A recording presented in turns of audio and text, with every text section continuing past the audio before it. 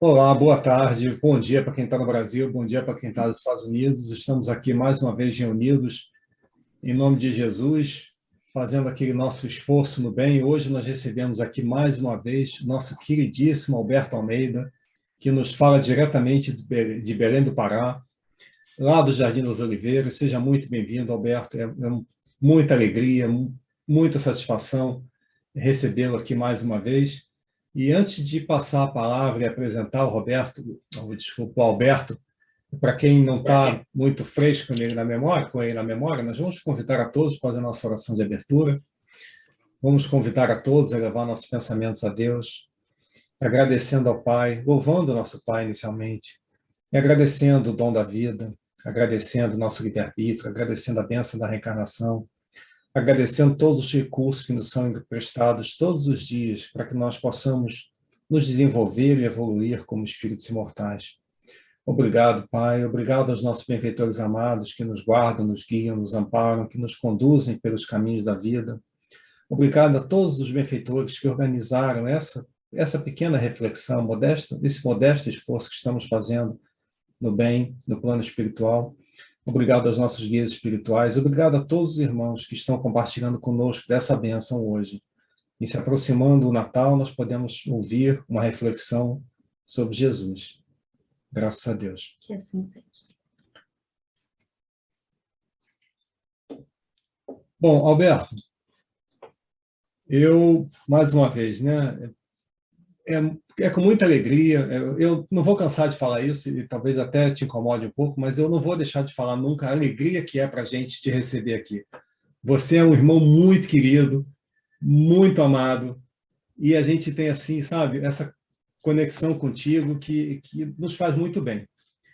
E eu já vou te botar um pouco no fogo, porque eu vou pedir para você falar um pouco do Jardim das Oliveiras, que é uma instituição, sabe, que nos permite, quando vocês fazem esse trabalho com o Jardim das Oliveiras, e nos permitem, de alguma forma, fazer parte dele, nós nos sentimos também fazendo o esforço no bem com aqueles que necessitam. Então, nós sabemos que Belém do Pará é uma cidade que tem assim muitos contrastes, né? A gente sabe que tem uma população carente muito grande, como em todo o Brasil, né? Eu sou do Rio de Janeiro originalmente, então eu sei qual é a realidade de conviver com aquele menos favorecido pela sociedade. Então, eu queria pedir a você, antes de começar a nossa reflexão, fala um pouquinho do Jardim das Oliveiras para a gente, e para aquele que gostaria de contribuir, como é que pode fazer? O Jardim das Oliveiras é uma instituição que fica em Belém do Pará, na periferia de Belém do Pará. É uma instituição que tem como vocação atender famílias socialmente vulneráveis, portanto, que estão abaixo da linha da pobreza, e, com isso, com o objetivo de promovê-las, e sem a intencionalidade de que elas possam ter a crença que temos. E, para tanto, fazemos um esforço do ponto de vista do levantamento de recursos para poder fazer face às necessidades dessas famílias, que não têm acesso, portanto, à cidadania. O objetivo é tornar essas pessoas cidadãs e homens de bem, mulheres de bem. Esse é o objetivo do Jardim, uma instituição que está fazendo 50 anos e que nós temos a honra de ser um trabalhador singelo desse grupo. Junto com outros tantos, formamos uma colmeia e voamos aqui e acolá para tentar polinizar aquilo que é o néctar, que é o Evangelho, que nutre as almas e que nos sustenta nessa grande empreitada de produzir o mel do bem para atender às carências e às necessidades. Então, aqueles que quiserem, de alguma forma, se integrar no Jardim, basta entrar no site do Jardim das Oliveiras e lá poderão encontrar a forma de poder contribuir com o Jardim. Também podem assinar o Jardineiro Net, que é uma plataforma que dá acesso a conteúdos meu e de outros amigos do Jardim, outros jardineiros, e as pessoas, em acessando, a assinatura ela vai para o Jardim das Oliveiras. E a pessoa tem acesso a um vasto conteúdo que promove o homem do bem, de bem e transforma. Fica, então, jardineironet.com ou então www.jardimdasoliveiras.org, que é o site. Muito obrigado. E eu sou testemunha de que tem muito conteúdo e vale muito a pena. Então, a gente, né, fica feito o convite, principalmente para o pessoal que está no exterior hoje, né, que o dólar está muito alto com relação ao real. Você, às vezes, com 2 libras, faz uma contribuição mensal, 2, 3 libras, você faz a sua contribuição e auxilia essa obra. E, na verdade, quando a gente auxilia a obra, a gente auxilia aqueles nossos irmãos menos favorecidos que, nesta reencarnação, estão necessitando. E, quem sabe, quando nós estivermos, talvez, na posição deles, nós não gostaríamos que alguém fizesse por nós. Bom, Alberto, é Natal. Dá esse presente para a gente, por favor. Então, a proposta do nosso encontro é eu fazer uma fala e, conforme o tempo sobrar, a gente, então, faz uma interação saudável com aqueles que puderem compartilhar reflexões ou perguntas. Nós somos 11h09, o nosso trabalho hoje vai até meio-dia, ou meio-dia e 15, ou meio-dia... Qual é o limite? O limite é o limite do nosso compromisso. Nós aqui temos uma flexibilidade, mas nós temos, assim, em torno de 1 hora para concluir o nosso trabalho. Mas beleza, não vamos apagar as luzes com 1 hora e nem queremos ficar 2. Tá bom. Então, a proposta é fazer uma reflexão sobre Jesus, uma viagem para o coração. É curioso perceber como nós, seres humanos, fazemos prospecções para fora, nos lançamos nas excursões, viajamos aqui e acolá na expectativa de conhecer. Às vezes, algumas pessoas têm isso muito intensamente posto, ao tal ponto que vivem praticamente para viajar e conhecem grande parte do nosso planetinha viajando nos intervalos de férias e, depois que se aposentam, ficam viajando perenemente. E colocam isso como a sua principal objetivo, a sua principal meta, que é conhecer, conhecer, conhecer. Essa inquietude que nos faz nos projetar para fora, quando ela é estabelecida de uma forma muito intensa e compulsiva e inquietante, gerando-nos ansiedade, é digna de uma reflexão. O que é que nós temos tanta inquietação para fora? O que é que nós buscamos na expectativa de dominar o conhecimento externo? Qual é o nosso objetivo secreto? Qual é a agenda oculta que nós não vemos? O que é que se passa fora de que nós estamos na ânsia de fazer contato, no anseio efetivo de alcançar alguma coisa que a gente diz que é conhecer, que é trocar informações, que é adquirir, numa certa medida, a percepção da realidade da Terra, de culturas, mas, efetivamente, há por trás disso sempre um objetivo oculto, que se esconde inconscientemente dentro de nós mesmos. Jesus, numa certa medida, nos trouxe possibilidades para entender isso, quando, razoavelmente, num determinado momento, usou uma metáfora para explicar isso à multidão quando ele estava ensinando. Então, ele disse, não é o que entra pela boca que contamina o homem. Isso houve um certo estardalhaço, houve um certo escândalo. E Jesus, então, confirmou isso. Não é o que entra pela boca, é o que sai da boca que contamina o homem. Dentro de uma sociedade judaica, onde alguns ingredientes alimentícios não podem ser ingeridos em função da cultura e da tradição judaica, isso causou um frisson. Quando a multidão se foi e Jesus estava só com os discípulos, na narrativa de Marcos, os discípulos voltaram a perguntar, não entenderam. Então Jesus disse, vocês não entenderam? Ouçam aqueles que têm ouvidos de ouvir. Vocês não entenderam? E os discípulos, perplexos, porque não estavam compreendendo, Jesus reafirmou, não é o que entra pela boca que contamina o homem, é o que sai que contamina o homem. Porque o que entra pela boca não alcança não entra no coração. Ele vai para o ventre, e do ventre vai para lugares escusos, falando da nossa excreção. Mas o que sai da boca do homem, isso contamina, porque vem do coração. Os infortúnios, os adultérios, a lascívia, a soberba, os homicídios, a inveja, tudo vem do coração. E é isso que contamina o homem. A fala de Jesus para os discípulos até hoje ressoa a todos nós. É essa relação do dentro, do fora. É essa relação do que está exterior e do que está no interior. A humanidade até hoje faz uma viagem para fora de tecnologia, de civilização, de conquista civilizatória no mundo externo, dominou o átomo, chegou até Marte com as suas sondas, pisou na Terra algumas vezes, vasculhou o universo, descobrindo, através dos possantes telescópios, que o universo hoje pode se contabilizar 3 trilhões de galáxias. Chegamos a contabilizar esse montante através do método estatístico utilizado pela astronomia. Ela faz esse cálculo de 3 trilhões de galáxias.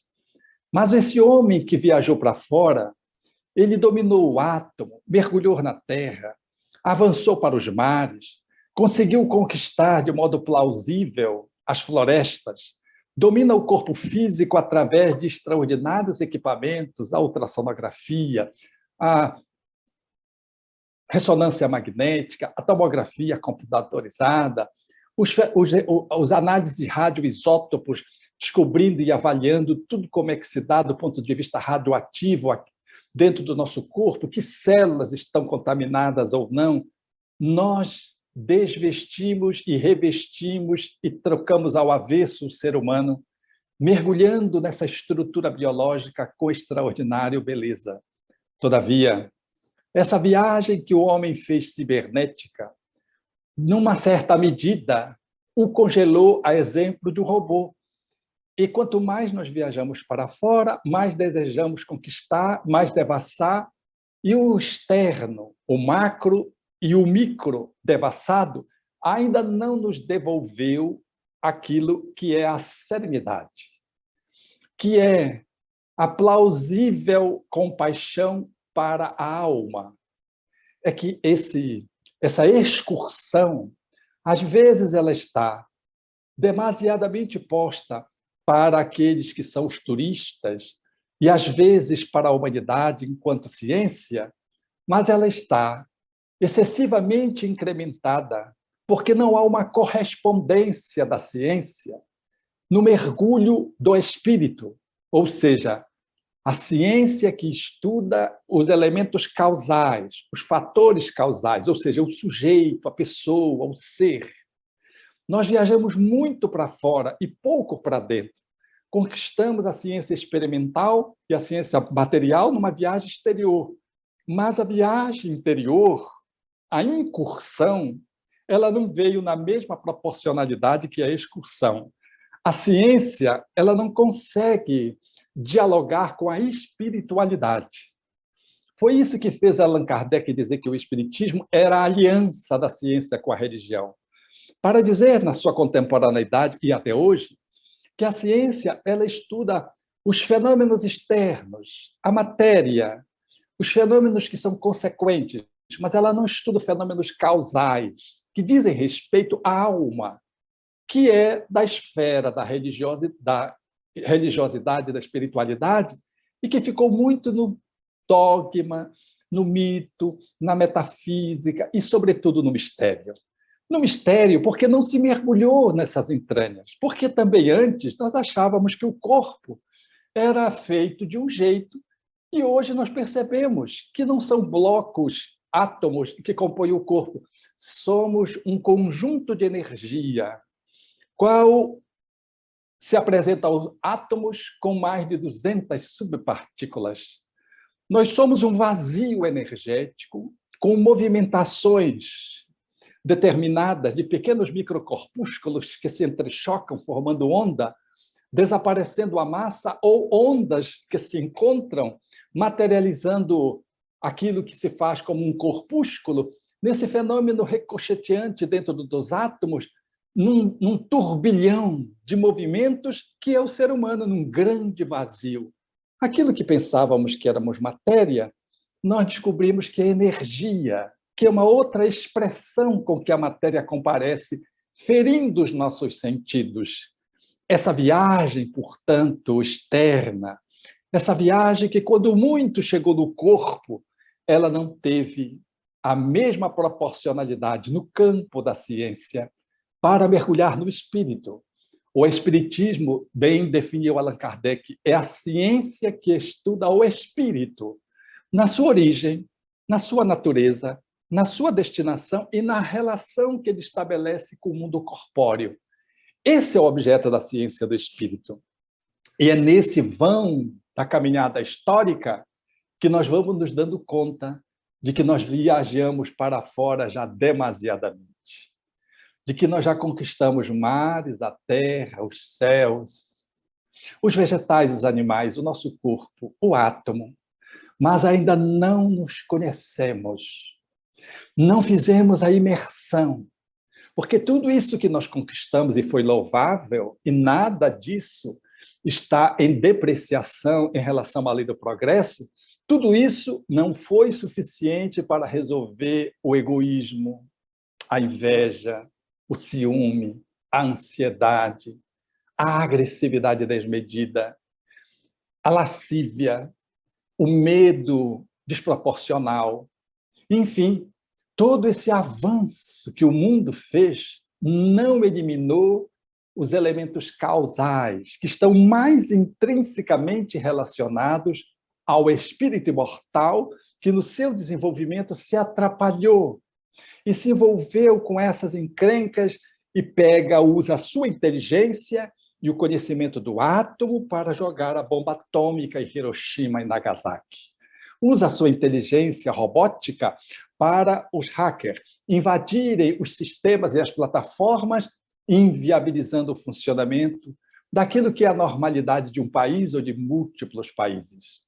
Nós usamos toda a nossa tecnologia para subtrair, para furtar, para malversar, para corromper. Nós usamos tudo quanto conquistamos e pegamos o avião na excelente conquista do século passado, no início do século passado, para carregar as ogivas nucleares. Isso não nos aproximou um dos outros na linguagem da essência.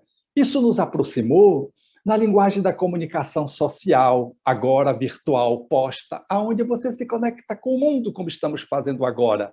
Mas o quanto eu toco você e o quanto você me toca. Quantos suicídios estão estabelecendo hoje?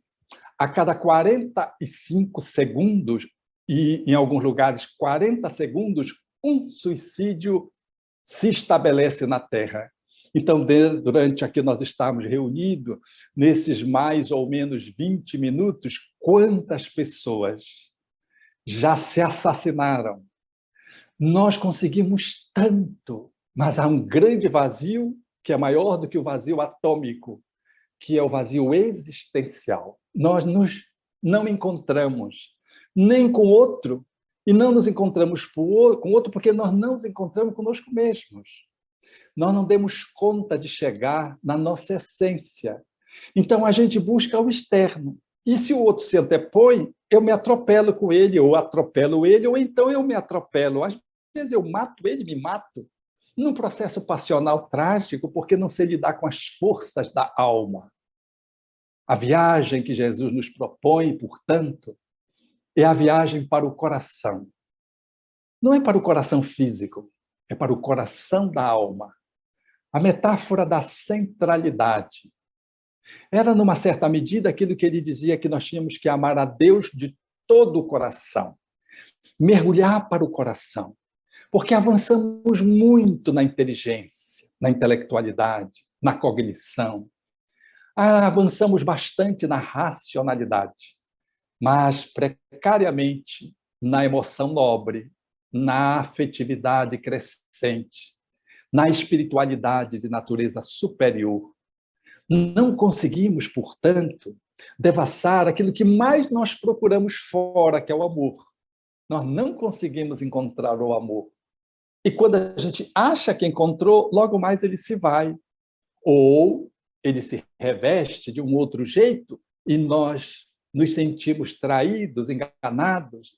E às vezes estamos enganados por nós mesmos, na fantasia que fazíamos de que o outro era o grande amor que eu encontrava. Ou de que eu fui o grande amor de alguém quando alguém se decepciona conosco e, tragicamente, às vezes, deriva-se para descaminhos no campo da viagem na vida, estabelecendo relações com a drogadição, com autoabandono, com autoexclusão social, por conta de uma grande frustração com um amor que parece que ele tinha encontrado em nós. É assim, os outros em nós. É porque o ser humano, ele não consegue ser como o outro se ele não conseguir ser consigo mesmo. Ele não consegue ter uma chegada no outro se ele não chegou nele. Ele não consegue fazer uma viagem para dentro do outro se ele ainda não viajou para dentro de si mesmo. Ele pode ter intimidades físicas, sexuais, múltiplas até. Todavia, é uma relação de superfície. São apenas egos que se encontram, corpos que se relacionam, hormônios que são transacionados, mas não são almas que se fecundam. Porque para que uma fecunde a outra, é necessário a autofecundação. Ou seja, é necessário que eu me encontre. E é nessa perspectiva que Jesus vem ao nosso encontro para nos dizer de que o que nos faz mal não é o que vem de fora, não é o outro, não é o alimento, não é a temperatura, não é os vegetais, não são os animais, não são as ondas sísmicas, não são os micro-organismos. O que nos faz mal é o que vem de dentro, porque o que vem de dentro e sai pela boca vem do coração, vem da alma que está encontrada ou desencontrada. E se estamos desencontrados, nós manifestamos a nossa doença interior, os nossos conflitos internos, fazendo valer a exteriorização dele nas formas das compulsões, das manipulações, dos atrapalhos, da ambição, da soberbiez, da cobiça, dessas encrencas que nos caracterizam há quanto tempo nos caracterizam. A epidemia vai passando, a cada 100 anos surge uma pandemia, mas essas encrencas que trazemos nas almas, elas estão aí desde Moisés, desde os indianos, 7.000 anos, e nós estamos ainda aí lidando com essas encrencas. Porque são as nossas encrencas subjetivas, emocionais e morais que falam de uma ética que está revelando a nossa desconexão interna. Então, o que Jesus propôs foi tão simples, todavia tão profundo. É necessário ir para dentro de si mesmo, para o coração. Não basta fazer um eletrocardiograma. Se você não abre a sua alma, o coração da sua alma, o cardiologista vai abrir o seu coração externo e vai fazer uma cirurgia cardíaca, porque você vai adoecendo, adoecendo, e faz um infarto, um entupimento de artérias, que nós colocamos as culpas, todas elas depositadas no colesterol, numa alimentação imprópria, mas que, na verdade, tudo isso não é a causa profunda dos transtornos que nos afetam os vasos, o coração, o cérebro. Isso tudo é o desencontro de nós mesmos, que nos faz não se relacionar bem com a alimentação, que nos faz colocar os alimentos de uma forma desregulada dentro do corpo, fixados em áreas que estão vulneráveis pelas nossas emoções complicadas, pelas nossas fixações odiosas, pelo nosso rancor, pela nossa culpa. Onde a gente coloca a culpa, diz André Luiz, ali vai aparecer a doença. E é por isso que a gente adoece de um órgão e não de outro. Mas é o micro-organismo? Não, não é o micro-organismo.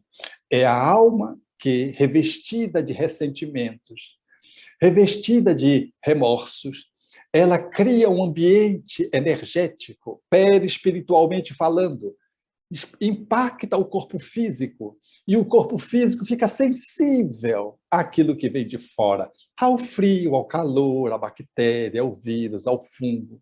Fica sensível, portanto, às radiações, fica sensível, às vezes, a uma pequena partícula através da qual ele reage.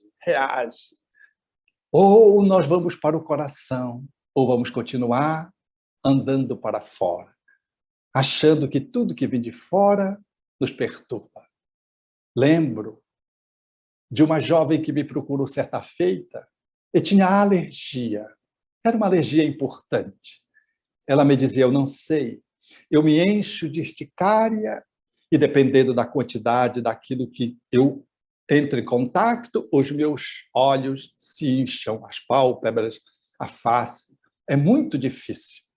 Aí ela me disse, eu tomo remédios há 20 anos, mais de 20 anos, todos os dias. Era jovem. Ela deveria ter mais ou menos os seus 28, 29 anos, eu não recordo agora. Mas ela tomava remédio há mais de 20 anos, desde criança.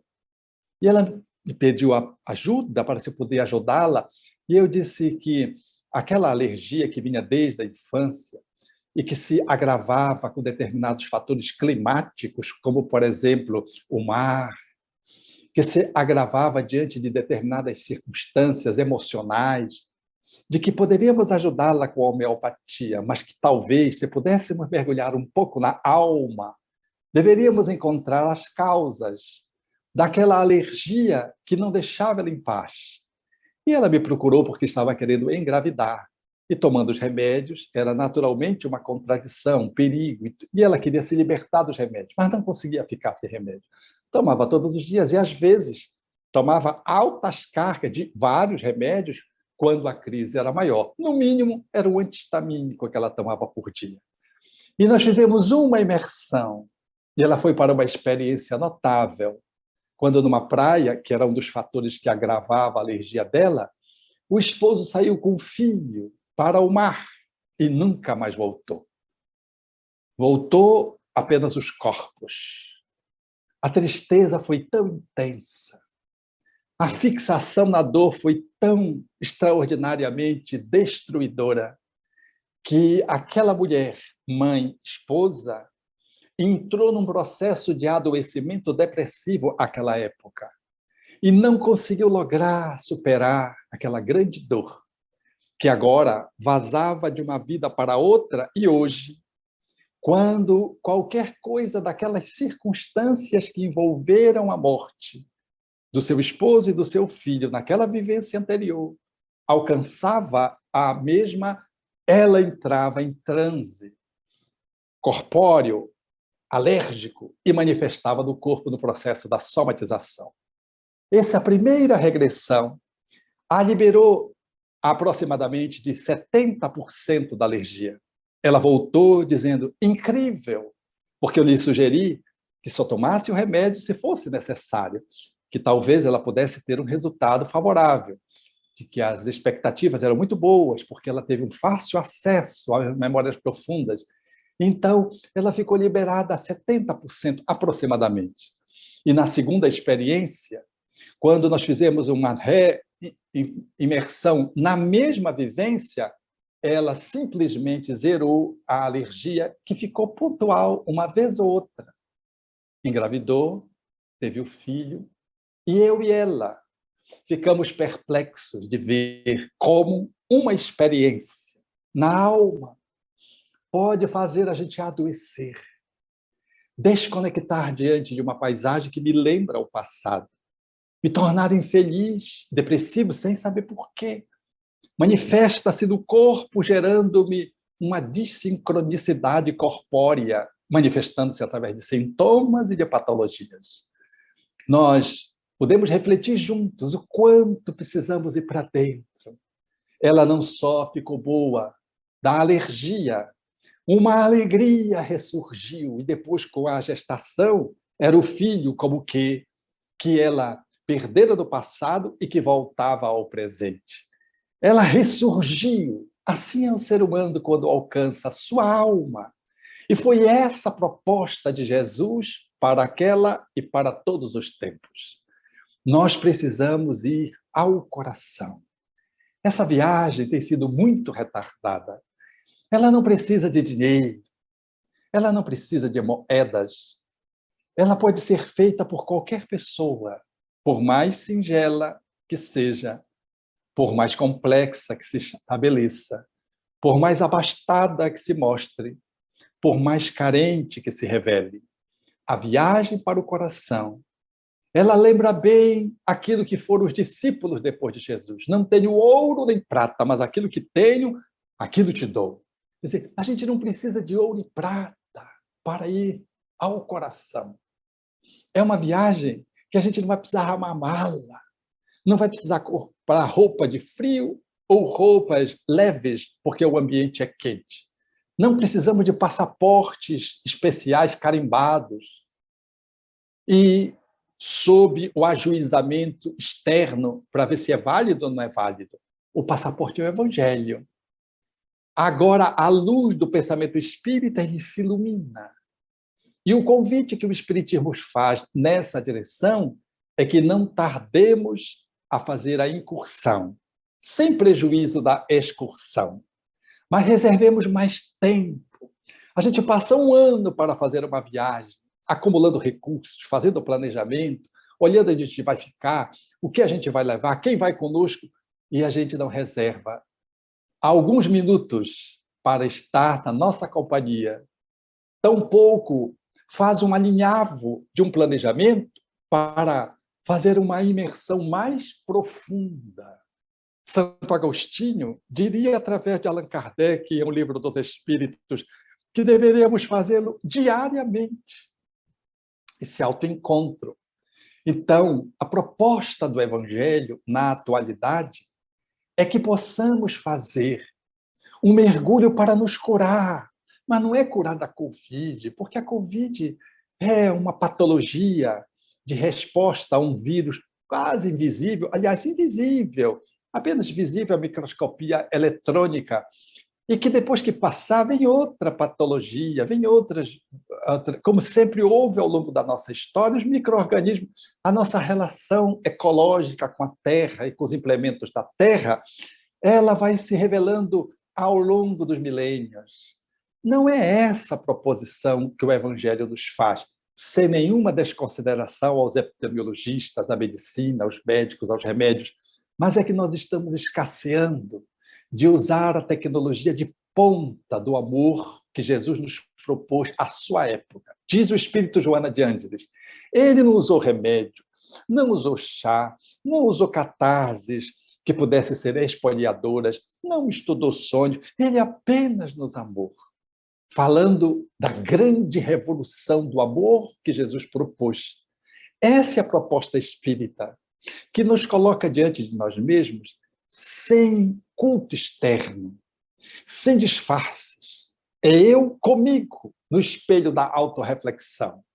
E o Evangelho, como o grande passaporte para fazer a viagem, agora mediado pelo Espiritismo, podendo, portanto, nos atender muito profundamente para que a gente cure de dentro para fora, cura daquilo que realmente contamina o homem, porque o vírus que nos alcança, às vezes, ele está nos libertando.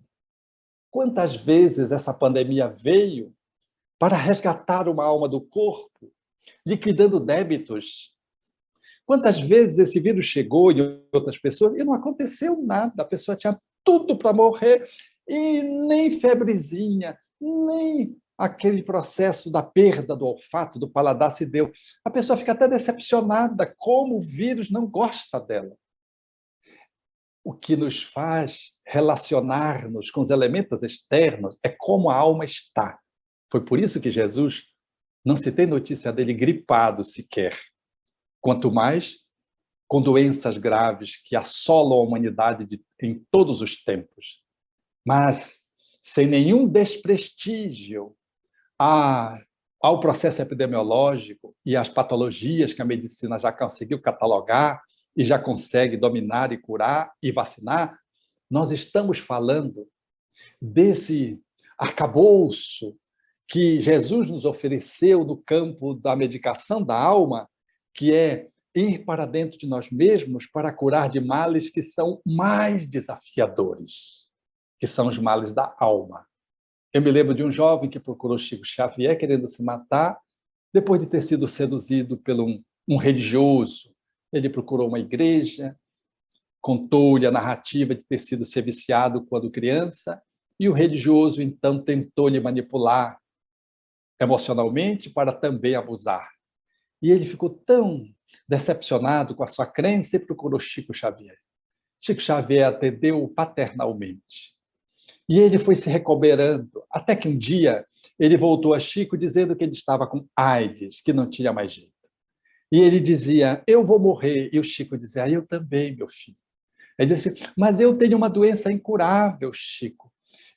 Eu tenho uma doença que vai me matar. E o Chico disse, eu também tenho, eu tenho glaucoma. E o Chico tinha muita doença. O Chico falou das doenças dele para ele. Ele disse, não, mas eu tenho AIDS. E AIDS é uma doença crônica incurável. E Chico disse para ele, meu filho tem tantas doenças incuráveis. Quantas pessoas estão dominadas pela cólera? Incuráveis. Entra ano e sai ano, década e sai década. Quantas pessoas estão dominadas pela arrogância? E entra ano e sai ano, entra ano e sai ano, a pessoa sofre e não consegue se curar da arrogância. Quantos são vitimados pelo ciúme? Usam os remédios, usam a assessoria psiquiátrica e não conseguem se curar do ciúme patológico. Todos temos também doenças crônicas. Chico foi fazendo o contraponto e esse psicólogo me disse, Chico, outra vez me salvou a vida. Porque eu achei que a AIDS ia me matar. E eu ia me matar antes porque eu estava frustrado porque não tinha mais nada para mim. E esse jovem, conhecendo o espiritismo, reestruturou o seu comportamento, alinhavou a sua sexualidade e pôde fazer um manejo com a AIDS, porque a patologia de lidar com vírus talvez fosse menos desafiadora do que a patologia de perdoar o seu pai que lhe abusou sexualmente. Aquele homem religioso que lhe usurpou a confiança. A alma que traz as nossas encrencas mais profundas, elas não encontram hoje, na atualidade médica, na atualidade psicológica, em tudo aquilo que é a parafernália de remédios que as indústrias farmacêuticas proporcionam, não encontram medicação mais excelente para curar os males morais que nos afetam a humanidade. E faz com que a humanidade se curve diante de um vírus, se ceda e se ajoelhe diante de um micro-organismo que não consegue nem viver sozinho, tem que entrar numa célula para se multiplicar. A viagem para o coração é uma viagem deslumbrante, de autocura. Mas não é da cura física só, é da cura da alma. Não é só da cura do ponto de vista da saúde, é da plenitude do ser. É a oportunidade que o ser tem de fazer conexão com a vida, olhar a vida de um outro lugar, por uma outra janela. É descobrir a alegria de viver. É poder superar-se, conseguindo perdoar-se. É conseguir avançar da indulgência a partir da autoindulgência e ter indulgência para com o outro. É de poder enfrentar as ameaças da vida sem ceder ao medo antes que ela os alcance, estrangulando a vida, qual acontece na fobia social, qual acontece naqueles que têm a síndrome do pânico, qual aqueles que vivem dentro de casa e que não conseguem circular socialmente. A viagem para dentro, para o coração, é encontrar um país que nós ainda não conhecemos nas suas reentranças. É visitar, dentro desse país, os recursos que podemos utilizar para banir as nossas sombras psicológicas. E cada vez ficarmos mais maduros, mais palatáveis. Não é o paladar, portanto, da boca, e nem a olfação do nariz. É uma vida mais palatável, mais degustável. É o desfrute da existência que essa viagem ao coração nos proporciona. Se conseguirmos fazer de Jesus esse guia turístico, entre aspas, que nos dê a possibilidade de nos ajudar a acessar o nosso coração. Allan Kardec é esse agenciador para que Jesus possa nos ser apresentado e possa ser o nosso guia de todos os dias. E é isso que vai expressar-se saindo da boca, no silêncio ou na fala. É isso que vai promover uma imunização para também as doenças do corpo, porque as doenças do corpo têm atrás as encrencas da alma. O que motiva a vulnerabilidade corpórea, os transtornos orgânicos e mentais, são as disfunções do ser que, desencontrado, se atrapalha, machuca os outros e se também machuca. Então, a proposta da viagem para o coração é uma proposta do amor, do auto-amor. Marque, agencie, faça como você faz todos os anos que você vai viajar. As horas do seu encontro, as paradas que você vai fazer de silêncio, para orar, para meditar, para fazer a releitura do seu dia, de como você se comportou naquele dia. Faça um ajuste de um programa através do qual você vai fazer uma imersão mais infinita do que qualquer homem pode fazer para fora. Porque o que está fora está dentro. Esse universo, com trilhões de astros, galáxias, fala de que nós somos um infinito interior. A viagem para o coração, ela é infinita. Ela não tem terminal de chegada. Ela é uma viagem aonde você vai se desfrutando, vai se embelezando, vai ganhando serenidade, vai ganhando plenitude, benevolência. Esse exercício de mergulhar internamente e da autoconquista, ele vai varando as vidas, mas se não começar, ele não segue. Mas se começar, nós podemos fazer inúmeras experiências nessa vida, em outras que vai falar dessa grande jornada de autoiluminação na direção da perfeição relativa que o homem pode alcançar para chegar ao divino. Das diversas moradas a que Jesus se referia e o que o Espiritismo, com muita propriedade, decifra, pedagogicamente estrutura, nós estamos em dias decisivos. Ou nós fazemos a viagem para dentro, ou nós enlouquecemos para fora. Ou nós nos amamos, ou nós nos armamos externamente. Ou a gente se autoplanifica, ou continuaremos conquistando coisas e experimentando vazio, experimentando a falta. E temos tudo, e não temos nada, porque não nos temos. E se não nos temos, somos escravos do que temos.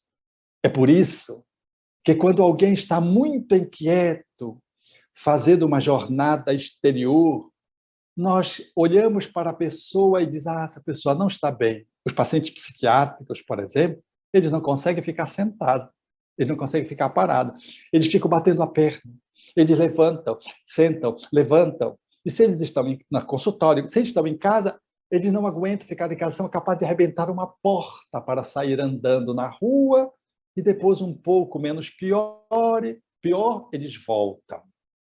Tudo que nos aciona excessivamente, angustiadamente, ansiosamente para o externo, fala dessa inquietação interior. Nós somos uma humanidade hoje inquieta, agitada, no frenesi, e não reservamos-nos para o autoencontro, não marcamos uma hora para nos vermos. Vamos ao cabeleireiro, vamos à barbearia, fazemos o banho físico, mas quanto falta no embelezamento da alma, a estética do amor dentro do nosso coração, quanto faz falta esse movimento singelo, simples e talvez singular no ponto de vista daquilo que temos feito ao longo dessa encarnação, que é ficar conosco um pouquinho mais, amar-se, ser o seu melhor amigo e poder, na convivência com você, encontrando-se no seu coração, sair para distribuir o seu amor, primeiro com aqueles que estão ao teu lado.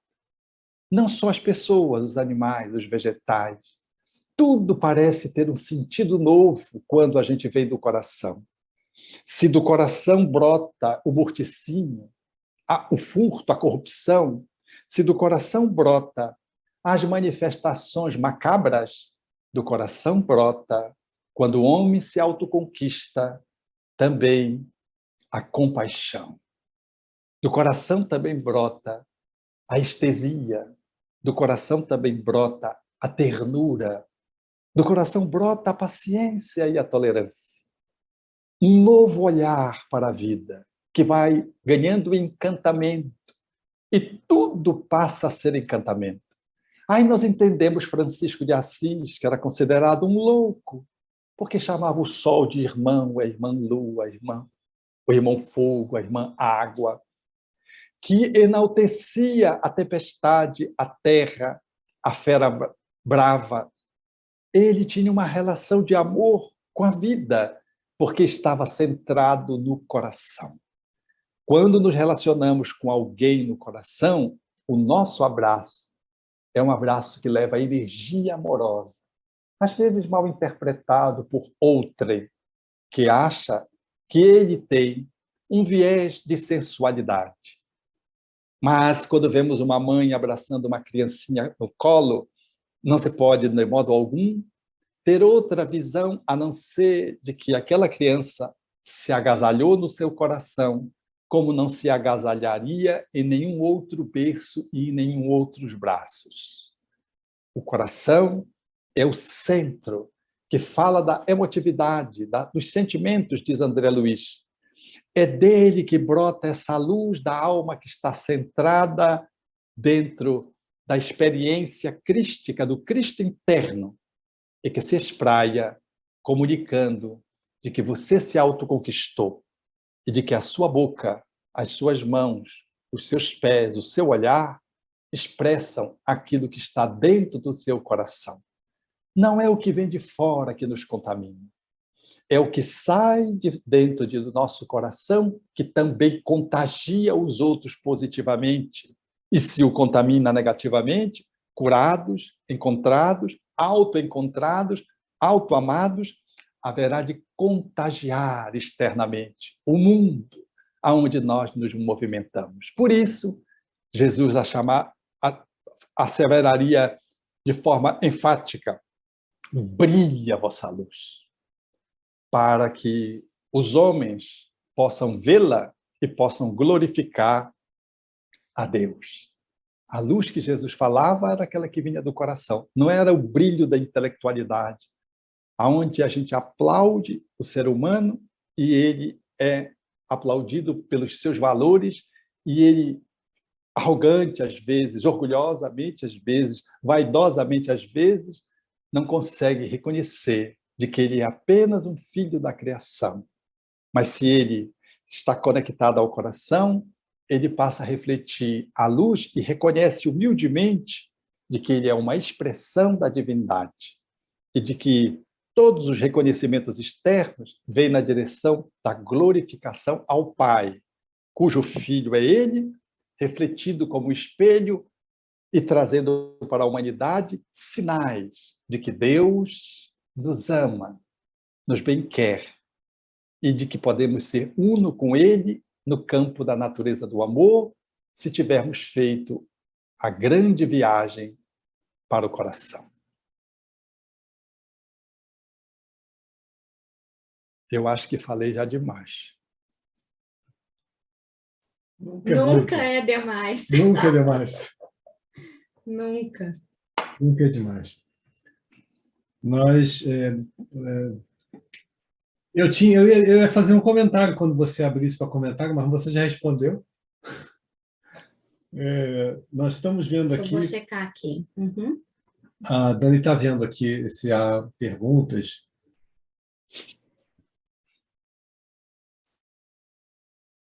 Se há perguntas no Facebook ou no YouTube do Jardim. No nosso Facebook, nós não temos, por enquanto, não temos perguntas. Nós estamos Por aqui. enquanto, eu não vejo perguntas aqui. Temos no Facebook, graças a perguntas. Eu chequei aqui, não. A gente checou no Facebook, vocês também não têm. Não encontrei. Ou o pessoal não entendeu nadinha, ou entendeu tudinho. O que o professor diante da sala de aula, né? O que eles estão falando aqui, de uma forma geral, todas as pessoas, é um agradecimento muito profundo por tu existir nas nossas vidas, por tu trazer, né, todas essas reflexões de uma forma muito clara e simples, né, que é fácil de entender. Isso é o que eu tenho lido aqui, de uma forma geral, todo mundo agradecendo, agradecendo, agradecendo. Eu tenho uma pergunta, Alberto. Pois não. Dentro dessa nossa viagem interior, né, para que a gente se encontre e faça as pazes conosco mesmo em nossos corações, como que a gente faz quando a gente começa a entrar em conflito e não sabe para que lado correr? Então, se tu poderia, de repente, falar um pouquinho, dar mais uma luz nesse sentido, porque às vezes acontece da gente perder um ente querido, daí a gente briga com Deus, e aí a gente, né, acontece alguma coisa no caminho da nossa vida, e a gente acha que a culpa é lá fora, e a gente não... Como é que a gente consegue acalmar um pouquinho o nosso coração para que a gente consiga ter esse impulso e prosseguir a vida? Porque a proposta de Deus para nós é o amor, é o carinho, né? Só que a gente está aprendendo nesse caminho e às vezes a gente sofre tanto por algo que claro, por favor, não me entendam mal, é dolorido, mas a gente precisa continuar a nossa vida, né? Como que a gente pode nos autoacolher nesse momento? O Espiritismo nos dá muitas ferramentas. Eu posso compartilhar uma experiência que vivi com um casal amigo, cujos filhos, como são para os pais, são bênçãos demoradas. E o seu último filho, no caso, uma filha, subiu no sofá e foi manusear num instante em que a cuidadora se afastou para fazer um outro afazer de forma bem pontual. A criança subiu no sofá, foi mexer na cortina e se envolveu naqueles fios da cortina e ficou engasgada e desencarnou dessa forma trágica, sob o olhar do irmão, que chegou e a viu, da cuidadora que tomou a criança e levou para o pronto atendimento. Então, eu estava diante desse casal amigo, olhando aqueles dois olhos daquela mãe, aqueles dois olhos daquele pai, cujas lágrimas eram inevitáveis. E a compreensão, porque fazia pouco tempo, era exatamente 3 meses, e eles estavam enlutados, mas eu não ouvi da palavra deles uma palavra de queixa. Eu não vi uma ofensa à cuidadora que estava só para cuidar da criança e que fez um movimento externo. E quando voltou, a tragédia tinha se estabelecido numa criança de que não tinha 2 anos ainda. Eu não vi na irmã mais velha nenhuma palavra que pudesse soar julgamento. Mesmo o processo ganhando fórum judicial, naturalmente, porque a situação, quando acontece assim, tem esse desenrolar do ponto de vista legal, nada. Apenas a criança, de aproximadamente 7, 8 anos, não dizia nada, não falava nada, não comenta nada, e vive como se estivesse normal. E eu disse ao casal, todos choravam, casal, a menina, a adolescente, eu disse, eu me preocupo muito com o garoto, que está com 6 para 7 anos, porque ele não diz nada, ele não chora, ele está reprimindo essa experiência, porque ele viu a irmã dominada pelo enforcamento, paralisada, e da ausência com a qual essa irmã ele brincava rotineiramente. E eu disse ao casal, ele é a pessoa que mais me preocupa. Porque, em sendo uma criança, ele segurou a dor e está, naquele momento, colocando para debaixo do tapete, como quem diz assim, não está acontecendo nada. Mas é uma mina embaixo do tapete, que pode explodir a qualquer momento. A necessidade da ajuda para ir calçando essa criança e dando suporte para que ela possa expressar a sua grande dor, será inevitável. Eu estou trazendo essa situação para dizer que ela se repete todos os dias e para usar isso como metáfora. Há espíritos que somos mais maduros e compreendemos as situações. E há espíritos que são, como esse garoto de 6, 7 anos, negam. E há outros que se revoltam. Quando uma situação dessa acontece, dependendo da nossa maturidade, da nossa compreensão, a gente lida de um jeito ou de outro. Quando nós temos maturidade, nós acolhemos a ocorrência, como o casal me disse, eu sei que isso estava dentro de uma programação. É duro, mas eu sei que nós podemos ajudar esse espírito do jeito que foi possível. E a dor que estamos sentindo é inevitável. Um casal sereno, que me tocou o coração pela serenidade, porque perder a convivência física de uma criança com quase 2 anos, de uma forma como foi, é um golpe, que só um olhar de cima é possível para se poder ter uma visão compreensiva e não se cair numa revolta, não se deixar dominar por uma tristeza que raie na depressão e poder viver a dor, tristeza do jeito que ela pode ser, aprendendo com ela e não deixando de celebrar a vida, porque se um filho vai, 2 ficaram. É impressionante isso, porque o casal trazia para um terapeuta a dor de ter perdido um filho e estavam completamente destroçados, e o outro filho do lado. E contaram que tinham perdido o filho e tudo, choraram, e o terapeuta, depois, quando voltou para o outro filho, que estava ao lado ouvindo e presenciou o desabafo dos pais, perguntou, e você? Aí o garoto disse assim, eu perdi o meu irmão e eu perdi meus pais. Os pais tinham perdido a capacidade de olhar para quem ficou. Os pais ficaram tão imobilizados na dor que esqueceram que tinham um outro filho do lado. Então, o Espiritismo nos dá essa grandiosidade da compreensão das leis da vida para que o nosso amor viva a dor, dando novos significados. Não negue a dor e nem se fixe na dor, porque negar a dor é apenas adiá-la. Fixar-se na dor é prolongá-la desnecessariamente. A dor é uma passagem, como quem vai sair de uma ilha para um continente por uma ponte. É uma passagem, você tem que ultrapassar essa passagem e chegar no continente. Não fique na ilha achando que um dia o continente vai chegar na ilha.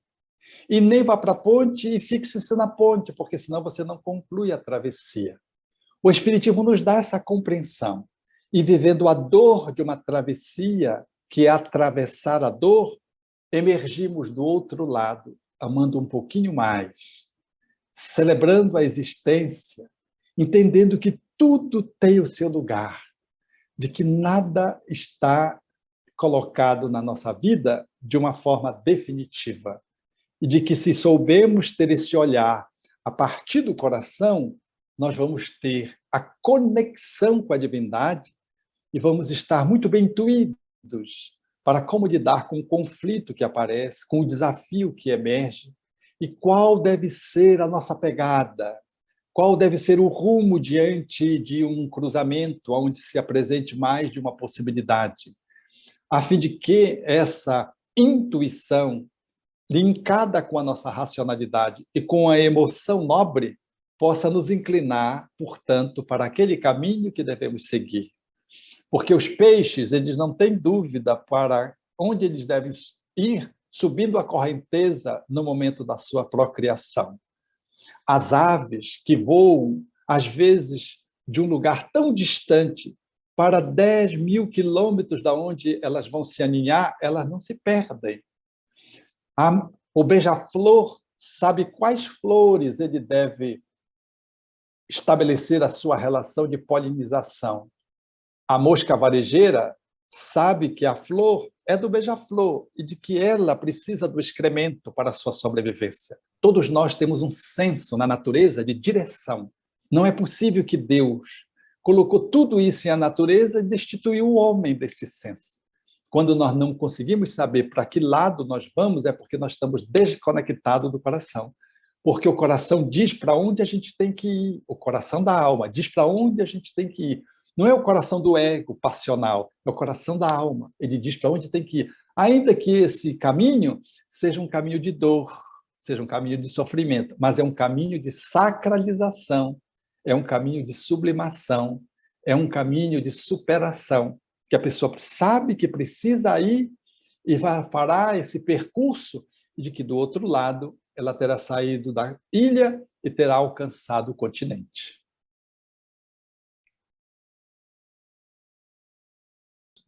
Muito obrigada, Alberto. Agora nós temos algumas perguntas que a gente vai tentar resumir para poder atender a todos, né? Nos perdoem se não conseguirmos. Então, a primeira pergunta é do Roberto Caldas, e ele diz o seguinte: como é possível a paz interior se não vivemos em paz com a natureza e os animais? Isso tem relação direta com diversas manifestações de Joana de Ângeles, além de ser o conteúdo básico da ecopsicologia. Com certeza. Se nós não estamos bem conosco, na nossa ecologia interna, nós não estamos bem com a ecologia externa. Se eu não estou bem comigo, aí eu chuto o animal. Eu vi uma cena nesses dias, já tinha visto, e vi de novo. É o homem que corre na linha do trem para tirar um cachorro que estava amarrado no trem, talvez colocado por alguma pessoa, ou fixado circunstancialmente ali ao atravessar a linha do trem. Ele corre, o trem vem apitando e ele consegue sacar o cachorro e se joga no momento exato em que o trem cruza o lugar onde o cachorro estava. É tão junto isso que você tem a impressão, não só que não vai dar tempo, mas de que pelo menos pegou o cachorro, porque você vê ele caído, mas quando você vai prestar bem atenção, ele conseguiu resgatar o cachorro. Então ele arriscou a vida dele por um animal, porque a relação dele com o animal tem uma interação de unidade. Quanto mais nós mergulhamos dentro de nós mesmos, no coração, mais nós passamos a respeitar o externo com quem nós estamos conectados. Porque, como Jesus diz, eu e o Pai somos um, e como Francisco de Assis considerava o santo ecológico, né? a natureza como sua irmã, é uma relação de unidade. Então, eu vi agora mesmo, faz 2 horas, eu estava na feira e um cidadão ia tomar água da vala, pegando um copo descartável que estava na vala. Quando ele ia pegar, 2 feirantes, ao mesmo tempo, pularam e gritaram com ele, porque ele é um doente mental, naturalmente. E ele disse, não, um disse assim, eu vou te dar água, o outro disse, eu vou comprar água para ti. Eu achei tão interessante a prontidão dos 2 feirantes para aquele homem que está dominado pela esquizofrenia. Ele ia tomar água da vala, eu já tive experiência de pacientes que fizeram regressão para esse comportamento. A pessoa que está tomando água da vala, ela não percebe a água da vala, ela não tem esse discernimento que é a água da vala, que é uma água infectada. Eu me lembro de um paciente que tomava água da vala e achava que estava tomando uma água cristalina quando saiu da regressão. Engraçado. Eu estava tomando como se fosse uma água cristalina, mas era a água da vala que ela tomava. Então, aqueles 2 homens me sensibilizaram, porque eram 2 feirantes humildes de uma feira, mas eles se importaram com o irmão dele, que eles provavelmente estavam vendo naquela circunstância, numa atitude animal. Então, nós precisamos nos reconectar, porque nós, nos últimos tempos, Caldas, temos nos animalizado e temos tentado humanizar os animais, o que é uma outra distorção, porque começamos a tratar os animais fora do seu habitat e começamos a impingir aos animais um estilo de vida que não é próprio dos animais, para nos agradar. Então, tentamos humanizar os animais e nos animalizamos como seres humanos. Perdemos, portanto, esse contexto de equilíbrio. Então, o ser humano, enquanto ele não se encontra, ele briga com a natureza, ele arrebenta as flores, ele quebra os objetos que estão na praça, ele chuta os animais, ele bala os pássaros. Então, ele fica... O seu conflito interno ele joga para fora. E ele expressa fora. Mas se ele está em paz consigo, ele franciscanamente se relaciona amistosamente com a ecologia, com a nossa Gaia, com a nossa mãe, e o faz de uma forma tranquila. Do mesmo jeito que quando você não está bem, conflituado, você briga com a sua mãe. A primeira pessoa com quem a gente briga é com a mãe. Eu me lembro, eu tenho um enteado que ele sempre joga na mãe. E uma vez nós estávamos almoçando, ele bateu numa garrafa, e a garrafa caiu. Quando a garrafa caiu, ele gritou, mãe! Aí ele mesmo riu depois, porque não tinha nada a ver com a mãe. Ele que derrubou a garrafa. E nós começamos a rir os três, eu, ele e a mãe dele, começamos a rir, e ele ria dele mesmo, porque a tendência é nós projetarmos aquilo que a gente se atrapalha no outro. E a mãe é a depositária. E na relação com a natureza, a terra é a nossa grande mãe, na qual nós jogamos as nossas misérias. Muito obrigado, Alberto. Nós temos algumas perguntas no Facebook e no YouTube do Jardim das Oliveiras. E nós selecionamos duas aqui, porque pelo horário que nós já estamos, né, nós selecionamos duas que têm um aspecto mais geral e gostaríamos de repassar essas perguntas para você e depois, infelizmente, teremos que encerrar. Nos pergunta a Célia Bagão: o que fazer quando nos deixamos guiar pelo coração e resulta mal a decisão? Célia, é que a gente vai para o coração do ego. Eu costumo dizer assim, siga o coração da alma. Se for o coração do ego, você vai ter que seguir o cérebro e seguir a pineal. Tem que ter uma ecologia. A pineal é o centro da espiritualidade, o cérebro, que é o centro da racionalidade, e o coração, o centro da paixão. Se a paixão não estiver alinhada com a racionalidade e com a espiritualidade, não está boa. Então, você faz muito bem, Célia, ao perguntar. Porque o coração, se ele está no nível do ego, do humano, pura e simplesmente, ele funciona passionalmente. E aí ele pode causar uma tragédia. Então, eu não gosto dessa expressão, siga o coração, pura e simplesmente. Eu gosto de acrescentar, siga o coração, o cérebro e a pineal, ou siga o coração da sua alma, da sua essência espiritual, porque aí você está conectado com o seu espírito, não com essa dimensão da personalidade. Porque o coração que compõe a estrutura psicológica da personalidade, às vezes ele está muito doente, na maioria das vezes ele está doente.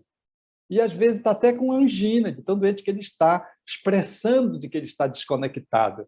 Então, gratidão, Célia, pela tua pergunta, porque ela faz sentido. O coração que temos que seguir é o coração crístico que nos habita, e não o coração da personalidade que está ainda precisando ser educado e tratado. Obrigada, Alberto.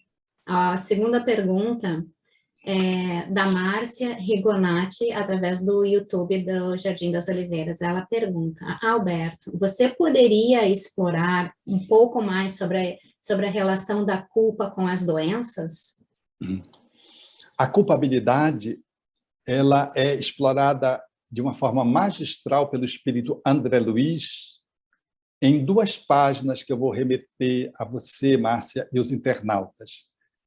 Chama-se Evolução em Dois Mundos, o título do livro, e as páginas são Invasão Microbiana e Predisposição Mórbida. Lendo essas duas capítulos do livro Evolução em Dois Mundos, nós compreendemos como é que se dá o processo do adoecimento. A culpa, segundo o espírito, em linhas reduzidas, ela fragiliza-se em nível energético o nosso corpo espiritual. Se eu concentro na mão porque eu assassinei alguém e depois me sinto culpado, em nível perispiritual, eu coloco no nível do meu perispírito a mão como sendo a culpada, né? Energeticamente, a minha culpa vem para cá. Então, quando eu reencarno, eu jogo na mão a culpa. Posso nascer sem a mão, posso nascer, ter a mão normal e depois eu adoecer na mão. Não adoeço na outra, adoeço naquela onde eu coloquei a culpa. Desenvolvo alterações reumáticas naquela mão. Então, a culpa, ela expurga pela parte do corpo onde eu coloco a culpa. Ela sai exatamente no organismo aonde a culpa do meu comportamento, colocada no perispírito e conectada no corpo, ela se coloca, então, no lugar físico correspondente. Então, diz André Luiz que esse lugar, por exemplo, ele fica vulnerável. Aqui pode surgir infecções difíceis de serem curadas. Aqui pode surgir uma trombose. Aqui pode surgir uma relação autoimune que se fixe aqui, nessa região do corpo. A medicina não sabe explicar por que a gente tem esse órgão de choque e não aquele outro. Como é que se faz essa seleção? A seleção que faz é a culpa da pessoa que coloca a encrenca no fígado, no rim, na mão, no ombro direito, não no ombro esquerdo. E assim nós vamos entender de que o corpo físico fala das nossas múltiplas vivências, não só dessa vivência. Fala energeticamente de que se a gente foi bom ou foi mal. Agora, para resolver o problema da culpa, diz André Luiz, nós podemos utilizar o amor que cobre a multidão dos pecados, onde eu reverto a culpa através de atitudes amorosas, usando a própria mão que sacramentou o crime. E assim eu minimizo a dor ou posso erradicá-la completamente, porque é o amor que é a nossa vacina, o nosso medicamento de excelência. E assim nós nos curamos. Muito obrigado, Alberto. Bom, infelizmente, nós não temos mais tempo para as outras perguntas. São perguntas muito interessantes, mas que vão ter que ser respondidas a seu tempo no YouTube e no Facebook, pelo que nos desculpamos. Alberto, nós gostaríamos de agradecer mais uma vez a sua generosidade, a sua disponibilidade. Agradecer também a todo o pessoal que está aí em volta de você, Jardim das Oliveiras. Nós sabemos que a Graça está aí administrando, ajudando, auxiliando nos bastidores. E tem todo esse grupo, né, de irmãos amados e que fazem esse trabalho maravilhoso acontecer. Bom, mas infelizmente nem tudo que é bom dura muito e nós precisamos encerrar e seguir com os nossos dias. Nós gostaríamos de convidá-lo para fazer a oração de encerramento. Você poderia fazer para a gente? Posso. Quero agradecer a você, Alexandre, a Daniela, o carinho que sempre nos preenche a alma, já que em amando a gente desconhece fronteiras, desconhece países, desconhece horários. Essa conexão espaço-tempo fica suprimida porque o amor guarda essa onipresença e é capaz de se comunicar de forma abundante.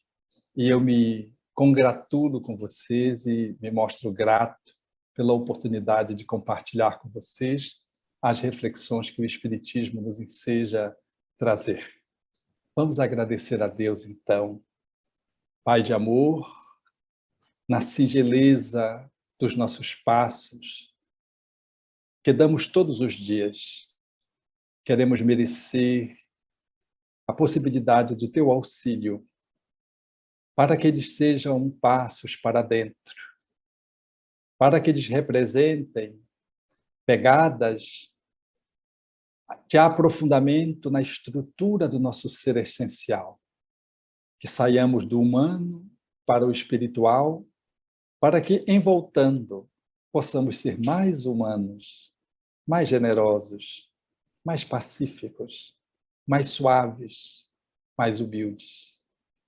Nessa jornada, através da qual nós vamos nos autodescobrindo, o coração é esse terreno formoso, o coração da alma, que estamos nos aproximando dia após dia do convite que o Espiritismo faz, relembrando Jesus, para que definitivamente ele se converta no renascimento, a exemplo da manjedoura, nos permitindo fazer depois, a partir dele, a partir desse momento, uma possibilidade de uma trajetória que nos leve à plenitude, à paz, à felicidade e ao desfrute de uma vida cheia de paz, de amor, de caridade, compartilhada com quantos caminham conosco pela humanidade.